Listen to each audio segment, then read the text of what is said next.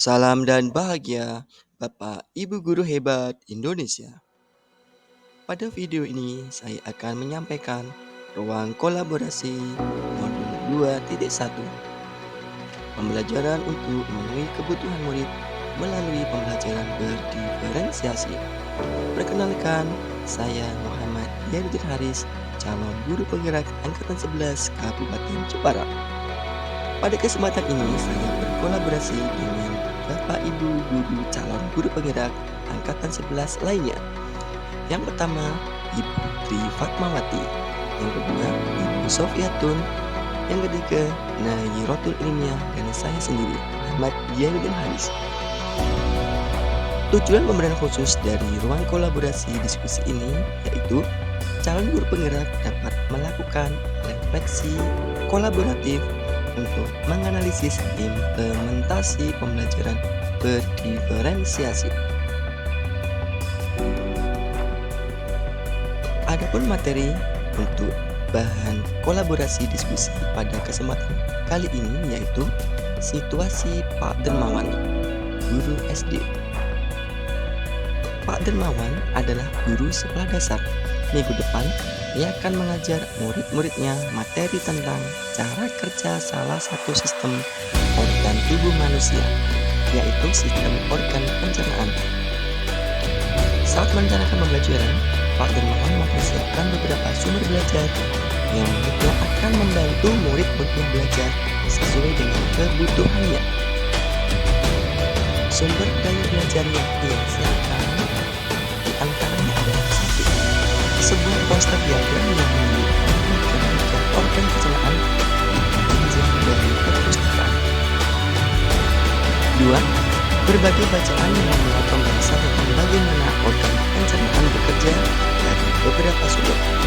Ada yang berupa beberapa buku bacaan dengan tingkat kesulitan yang berbeda-beda, yang juga ia pinjam dari perpustakaan. Informasi tentang cara kerja sistem organ pencernaan. Artikel yang ia ambil dari majalah. Kebetulan ada pembahasan tentang sistem pencernaan dan bahasa yang lebih sederhana.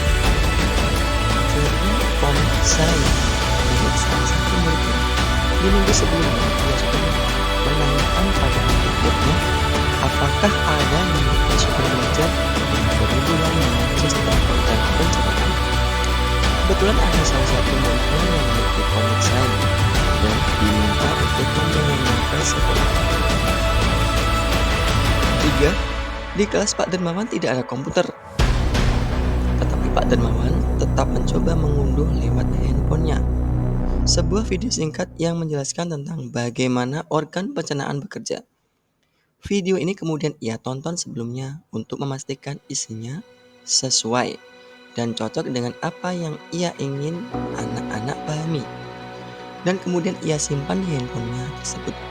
Rencananya ia hanya akan menunjukkan video itu melalui handphone jika ada murid tertentu yang masih membutuhkan bantuan lebih. 4. Pak Dermawan juga membuat kartu-kartu pertanyaan yang dapat digunakan untuk membantu murid mengkonstruksi sendiri pemahaman mereka tentang cara kerja sistem organ pencernaan dengan menjawab pertanyaan. 5. Pak Dermawan lalu mempersiapkan daftar kegiatan lengkap dengan instruksinya, misalnya membaca buku atau artikel atau komik dan sebagainya, mengamati poster atau diagram, mendiskusikannya, dan kemudian membuat ringkasan untuk menunjukkan pemahaman tentang isi poster tersebut. Wawancara petugas UKS, menjawab kartu-kartu pertanyaan. Aktivitas-aktivitas tersebut walaupun berbeda-beda, namun semuanya bertujuan agar murid memahami cara kerja sistem pencernaan. Pertanyaan pemandu untuk ruang kolaborasi diskusi kali ini sebagai berikut. 1. Apa kebutuhan belajar murid yang berusaha dipenuhi oleh guru tersebut? Kebutuhan yang ingin dipenuhi oleh Pak Dermawan yang pertama yaitu kesiapan belajar murid. Terlihat yang pertama Guru memetakan, identifikasi, mengelompokkan kemampuan murid berdasarkan tingkat kemampuan membacanya dengan membuat kartu-kartu pertanyaan.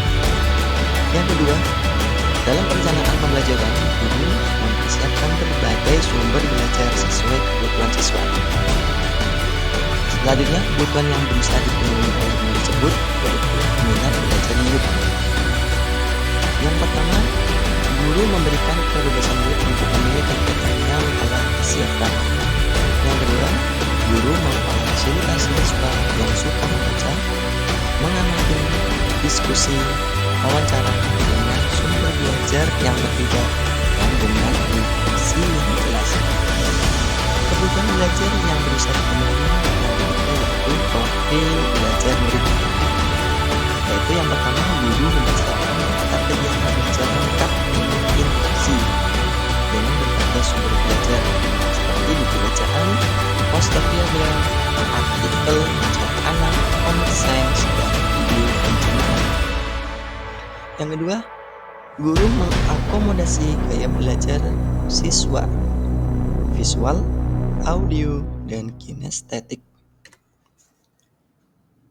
Yang kedua, bagaimana cara guru tersebut menentukan kebutuhan belajar muridnya? Pak Dermawan melakukan pemetaan kebutuhan dengan mengelompokkan murid berdasarkan kemampuan membaca atau literasi. Dua, Pak Dermawan memberikan berbagai macam sumber belajar tentang sistem pencernaan manusia untuk setiap kelompok belajar. Tiga, Pak Dermawan melakukan observasi setiap kelompok. 4. Pak Dermawan mengajukan pertanyaan kepada murid yang memerlukan bantuan atau perlu diberi tantangan. 5. Pak Dermawan menganalisa, mengevaluasi, dan melakukan refleksi hasil capaian belajar setiap muridnya. Pertanyaan pemandu ketiga, strategi pembelajaran berdiferensiasi apa yang digunakan? Strategi pembelajaran yang digunakan yang pertama adalah diferensiasi konten dengan variasi sumber belajar. Yang kedua, diferensiasi proses dengan variasi proses pembelajaran. Dan yang ketiga, strategi pembelajaran diferensiasi produk atau variasi hasil kerja murid. Diferensiasi konten yang disiapkan guru tersebut yaitu berbagai sumber belajar. Yang pertama ada buku bacaan, poster, diagram, kartu pertanyaan, dan video pembelajaran. Pada diferensiasi proses, Pak Dermawan membagi murid ke dalam beberapa kelompok berdasarkan tingkat kemampuan membaca. Kemudian membuat catatan selama proses pembelajaran. Untuk membuat catatan selama proses pembelajaran, menentukan jenis kebutuhan yang dibutuhkan. Diferensiasi produk membuat diagram alur untuk sebuah informasi tentang alur pencernaan dengan kosakata membuat sebuah cerita kreatif dari perspektif seorang. Pertanyaan pemandu keempat, bagaimana guru tersebut melakukan penilaian? Penilaian yang dilakukan oleh guru tersebut yaitu pertama, assessment for learning atau penilaian selama proses pembelajaran. Pak Dermawan memantau pemahamannya dengan panitia kelompok, mengajukan pertanyaan dan memberi pertanyaan lanjutan kepada murid yang memerlukan bantuan atau tantangan yang lebih, serta membuat catatan-catatan penilaian selama proses pembelajaran. Yang kedua, assessment for learning memperhatikan setiap jawaban murid dan pertanyaan murid.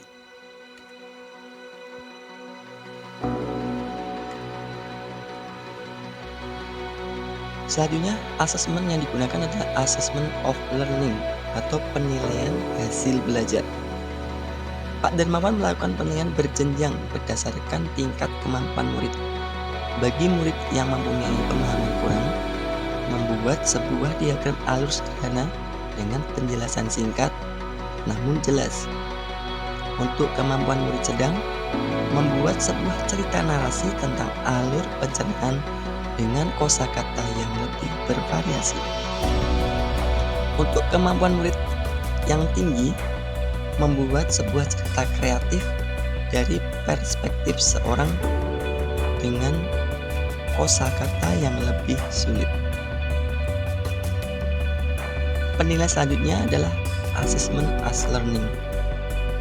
Berfungsi sebagai tes formatif dan dilaksanakan selama proses pembelajaran berlangsung dengan melibatkan peserta didik secara aktif dalam kegiatan penilaian tersebut. Pergi memancing bersama kawan, jangan lupa kail dan umpannya. Terima kasih sudah memperhatikan. Dipersilakan jika kawan hendak bertanya. Umpan balik dari kegiatan kolaborasi diskusi saat kita menyajikan presentasi, yaitu yang pertama dari Bapak Priyono, calon guru penggerak angkatan 11, memberikan suatu umpan balik pertanyaan. Menurut penyaji, apa ciri-ciri pembelajaran berdiferensiasi menurut pemahaman Anda? Jawaban saya, ciri-ciri pembelajaran berdiferensiasi yang pertama, tujuan pembelajaran jelas. 2.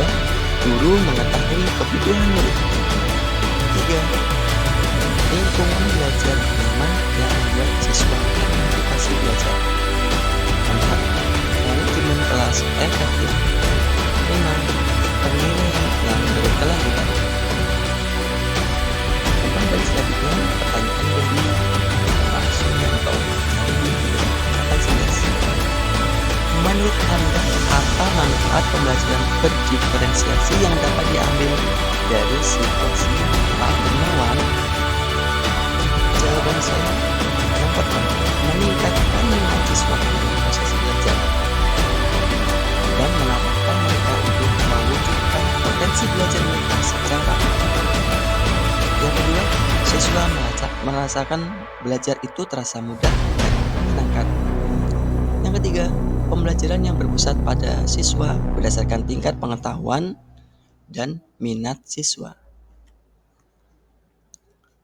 Umpan balik dan penguatan dari Ibu Afida Susanti, Fasilitator Pendidikan Guru Penggerak Angkatan 11.